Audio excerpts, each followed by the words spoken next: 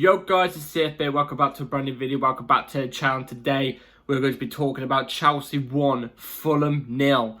Chelsea get 3 points on the board and we move up to 8th in the Premier League. But is it all roses? Is it all roses? This is the question I always say to you guys. Is it all roses? No. No, it's not all roses. Let's be honest here. It's not all roses. I am shattered. So yeah, let's get into the video. Please like, subscribe, hit the bell notification so you're notified every time I upload a video, because videos can come at any time. Also, first link in the description is my streaming channel. Go and check that out. Be very much appreciated. And as I move the chair a bit forward, and yeah, let's jump straight into it. I can't relax at this because it doesn't look appealing. Do you know what I mean? Let's get straight into the video because, you know, this might be a very short one. This may be a very short one because I don't know how to feel with this game. This game's got me in a mixed feeling here. One of the feelings, I'm not impressed because first half, we're going to go through the halves in a second, obviously, but a part of me feels like it's just underwhelming and boring. It's just standard. You can just predict what we're going to do all the time. There's nothing there. But then another part of me is just really happy the fact that we've just got the 3 points and we showed a little bit more urgency than what we did against Middlesbrough, and that's not really that hard to do. So, you know, at least we're at 3 points. We move up to 8th, so at least we're higher than United now. United are sitting in 9th. But it's the same. It feels like it's just the same thing, and it feels like there's one thing I will stand for certain is I'm still Poch out. I don't think that's ever going to change. You know, I've already mentioned in numerous amount of videos. I don't want to keep going over it all the time, but you don't see Poch taking us far with this. You know, he's just not a Chelsea guy. He's just not a Chelsea manager. You can't see him having a future here. You just can't. So, you know, there's my stance on Poch. This win does not change anything, especially the fact that we got the win in this manner. It definitely does not change anything. Do not be fickle and fall for this. But 3 points on the board is all that matters, really. Let's go through the lineup, because lineup I was not happy. So what we started off was Petrovic, happy with. Gusto at right back, happy with. Levi Colwill at left back. Oh my God, just stop playing this guy at left back, please. And he's decided to stick with him at left back the whole game, and we're going to get into it in a second. Played Levi Colwill at left back. Disasi and Silva as centre backs. I don't know how Disasi keeps getting in either. Caicedo, Enzo double pivot, which I will get into in a minute. Cole Palmer off the right, which I guess I was happy with. Gallagher in the middle in the cam. Sterling off the left, which I was not happy with. Again, how does he keep getting into the team? Broja to the ST, which I'm happy with. So, real quick on Sterling. How does this guy keep getting 90 minutes each and every game? How? After that stinker and that stinking performance that he put in against Middlesbrough, this guy's on 300k a week. Close to 400k a week. And he put in that performance against Middlesbrough, yet he gets rewarded with a start in this game. Albeit, none of our wingers were good against Middlesbrough. None of them were. At all. But what I will say is, when Noni was on the ball, at least he tried to do something when he was on the ball. At least sometimes, even though he didn't have a good game, he was trying to do something to get on the ball as much as he could. And he wasn't just running headfirst into players. Sterling gets rewarded running headfirst into players. It makes no sense. At all. So yeah, moving on to the midfield. Midfield looked way better today, and it was actually more in the midfield today. Our midfield was more in the midfield, if that makes sense. They were mostly in the middle this time today. You know what I mean? Like, I've been complaining, saying that, you know, they're drifting out wide way too much. The two midfielders drifting out way too wide, and every time a team's on the attack or the counter attack, we've got nobody in the middle because our midfielders are out wide. Do you know what I'm trying to say? So they actually stayed in the middle today. So I guess that's kind of a positive on Poch. So I guess fair enough on that behalf. But let's get straight into the game. So the first half, one of the most boring first halves I've ever watched in my entire life. And again, I've been saying this with the past 5 uploads, the past 5 reviews of games that I've been watching.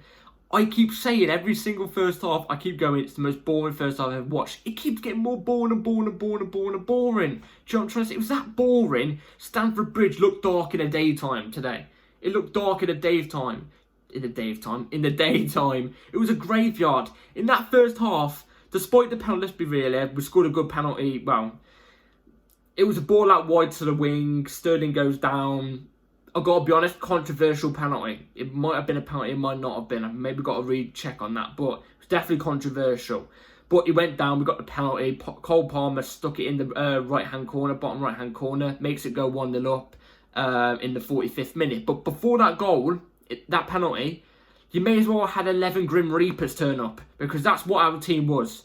Grim Reapers stuck in blue shirts. That's what it was. It was a death zone. Dark sky. Nothing going on the pitch. No movement, no play. Boring. Like I said, no urgency, no energy at all. And bear in mind, this whole game today, by the last 20 minutes, which I will say Fulham were decent against us in the last 20 minutes, not in the first or second half, Fulham were there for the taking.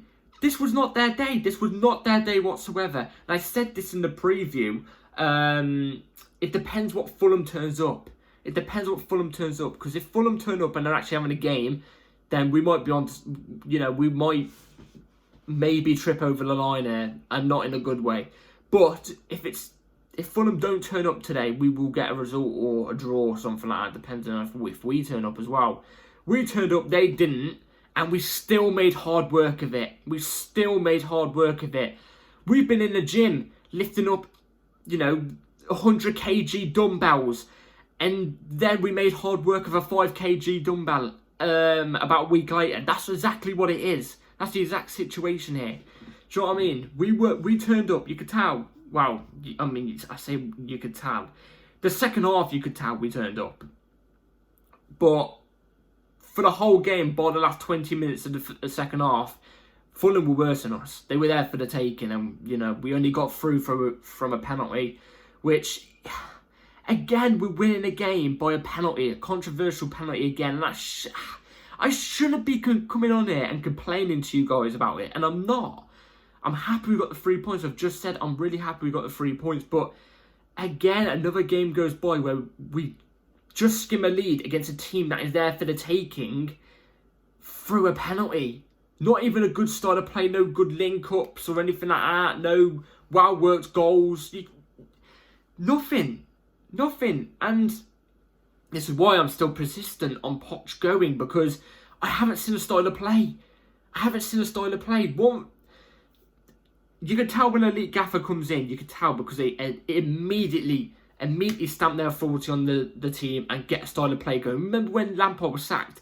Tuchel was appointed literally about 20 hours, maybe 18 hours before the next game.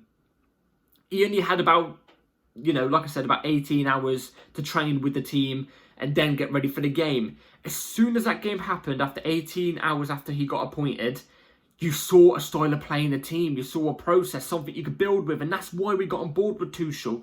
Because you could see he's an elite manager. You could see why he, what his style of play was going to go for. You could see there was an identity on the pitch. That's the word, identity. That's the word of the day, identity. You could see there was an identity. And, he spoke the right words. You could see he had the right mentality. With this guy, I don't see it. I don't see it. There was no style of play. It literally looked like, when you go, you get 11 of your mates, to play against another 11 random people at your local park. That's literally what it looked like, a kickabout with your mates. And at the same time then, the chemistry between some of these players, not all, some of these players, they're not mates. You can tell they're not mates. They don't chat. You can just tell. So, all for that barbecue by Pochettino at the start of the season, I don't know. But yeah, overall, I'm happy we got 3 points, but it's just, we're really skimming at the line here, guys. We're really skimming at the line. It's the same thing every single week. It's got to the point where I'm coming on reviews and I don't know what to say. I'm speechless. It's got to the point where I'm watching games now and I don't know what to say. I'm sitting next to my granddad. I don't know what to say. Because it's just so dull. It's so soulless. It's soulless. Honestly, it's soulless. Stamford Bridge is soulless right now. you know what I'm trying to say? So, yeah, let's go through the player ratings. So, Petrovic made some good saves in the first half. Also in the second half as well, especially the last 20 minutes. So, I'll give him a 5. I'll give him a 5. Malo Gusto at right back. Didn't have his best game today. I think he was a 4.5. He got up and down well. You know, his energy levels looked really good. But I think offensively, he just wasn't there today. So I'll give him a 4.5. Levi Colwill at left back. He's just not a left back. Please, can we stop this gimmick of Levi Colwill at left back? It is awful. It is absolutely awful. And I think this is actually going to threaten him as a centre-back. I think it's going to limit him as a centre-back. So I'm going to go over 4, honestly. And I can't even put it past him anymore. It's the manager. The Sassy centre-back was better today. I'll give him a 5. Similar to Thiago Silva, I'll give him a 5 as well. We're slipping every so often, but I guess you can't really help that. But his playmaker skills, his over-the-top balls over to Sterling were quite good. It's just they didn't come off anything. Nothing happened from him because Sterling would run headfirst into a player and go down. So, yeah. Moises Caicedo, double pivot with Enzo. Moises Caicedo, he got about. Energy levels really, really good, like Gusto today. Like I said, was played more centrally today, which I've got to give Pochettino his credit for that. I hate to do it at this rate, but you know, cause I don't want him there anymore. But played Enzo and Caicedo more centrally, and I'd say Caicedo was like I said, his energy levels was really solid, but again, I don't really think he really did anything for the game. So I'd say was I don't know, I'm stuck here. 5.5. Enzo, I'll give a 6. I think his playmaking today was brilliant. He was getting stuck in with challenges really, really well. He was more, I think he was more of the DM than Caicedo today. I don't know why. That's just how I thought and how I looked at the game. I'd give Enzo a 6. Palmer got the penalty. Was on the ball quite a lot, looked eager to get even more goals today and create opportunities. I'll give Palmer a 6.5. I'll give him a 6.5. Actually, no, I'll give him a 6. And no, I can't lie. I've got to give him a 6.1. 6.1. That's my PC. This is a new thing. This is PC always turns off as I'm doing stuff. I'll give Enzo the 6.1. I'll give Palmer the 6. I think Enzo's my man of the match today. Conor Gallagher didn't really do anything. I barely heard his name on the TV. Obviously, Conor Gallagher runs about and covers the ground really, really well. But bar that, he didn't really do much today. So I'd give him a 4.5. I've got to be honest. Raheem Sterling, how does he stay on for 90 minutes? I don't know.